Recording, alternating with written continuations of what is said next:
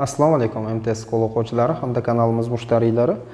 Biz Puzakov olimpiada masalalarini yechishni davom ettiramiz. Xo'p, bugun 2-bob 16-masalani ko'rib o'tamiz. 2-bob 16-masala. Savol shartini o'qiyman.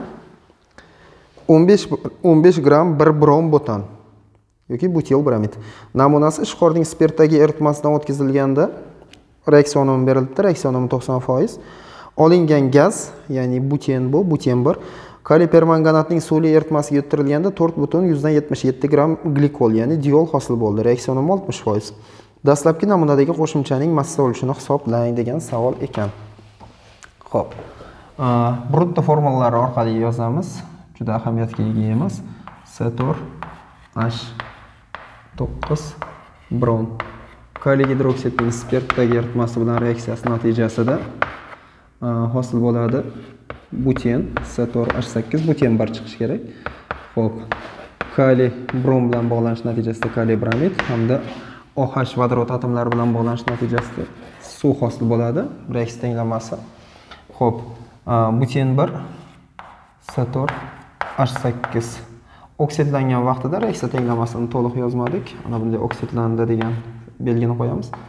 C4H8 OH dan 2 ya'ni glikol diol hosil bo'ldi.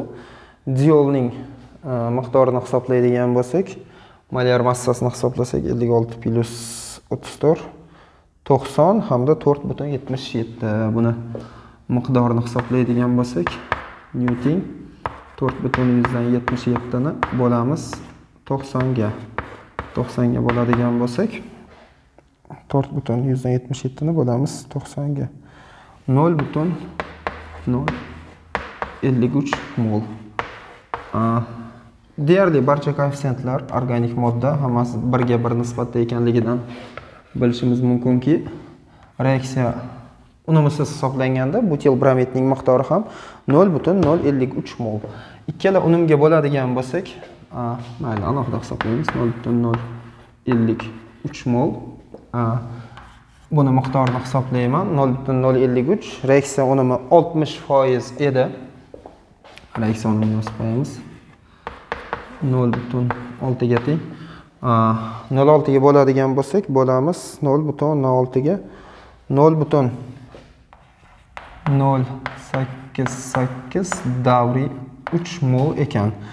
0,088 davriy 3 mol. Buni keyingi undan oldingi reaksiya unumi qancha berilgan? Reaksiya unumi 90% berilgan.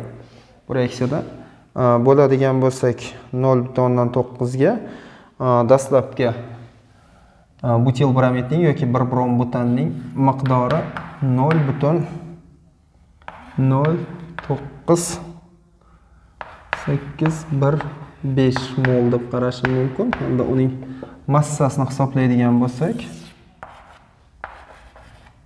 massasini topish uchun molyar massasiga ko'paytiramiz. Molyar massasi xo'p 57 plus 80 137. 137 ni ko'paytiramiz 0,0985, ya'ni molga ko'paytirsak 0,0985 ko'paytirsak 13,6 grammni tashkil etadi. Demak, uni 15 ga bo'lsak 13,446 ni 15 ga bo'lsak, hamda 100 ga ko'paytirsak 1 brom butanning massa o'lchini topgan bo'lamiz. Ko'paytiramiz 100 ga.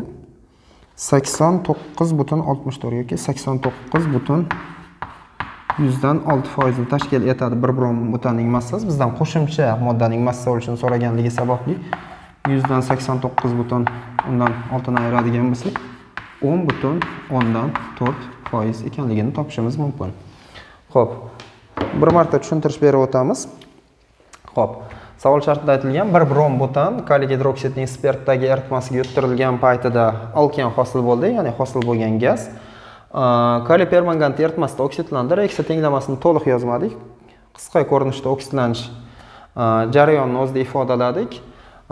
Hosil bo'ldi diol yoki glikol 4,77 gramm. Uni molni hisoblaydigan bo'lsak, reaksiyada 0,1000 dan 53 mol glikol, ya'ni diol hosil bo'lgan. Reaksiya unumi 60% ekanligidan foydalanib 0,6 ga bo'ladigan bo'lsak, buten bir, ya'ni butenning miqdori 0,088 davriy 3 mol ekanligini ko'rishimiz mumkin. Birinchi reaksiya unumi 90% edi.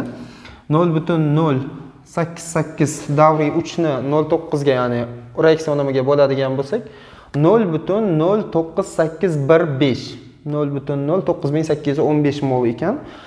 Uni massasini hisoblaydigan bo'lsak, molar massasi 137 ga